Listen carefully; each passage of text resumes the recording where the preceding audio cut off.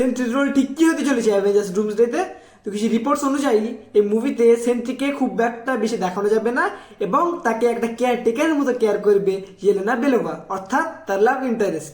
কিছু রিপোর্টস অনুযায়ী ইয়েলেনা বেলোভা সেন্ট্রির কোনো পাওয়ার থেকে মুভিতে ব্যবহার করতে দেবে না, কিন্তু মুভির শেষের দিকে যখন সে সেন্ট্রির উপর থেকে নিজের কন্ট্রোল হারিয়ে ফেলবে তখন সেন্ট্রি নিজের হাত দিয়ে একটা ইনকারজনকে আটকাবে।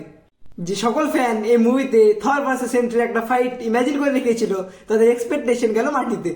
কিন্তু মুভির ডাইরেক্টর রুসো ব্রাদার্স এখানে একটা ভালো চালই চেলেছে, কারণ অ্যাভেঞ্জার্স ডুমসডেতে যদি সেন্ট্রিকে ব্যাটল ফিল্ডে নামানো হয় তাহলে সমস্ত সুপার হিরোকে সে ওভারশ্যাডো করে দেবে, যার ফলে সেন্ট্রির সামনে ডক্টর ডুমের সাথে সাথে থরকেও হালকা পাতলা একটা হিসেবে মনে হতে পারে।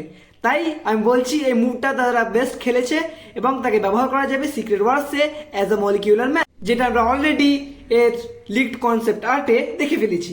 তবে এই লিকটা নিয়ে আপনার ঠিক কি রকম মত অবশ্যই কমেন্টে জানাবেন।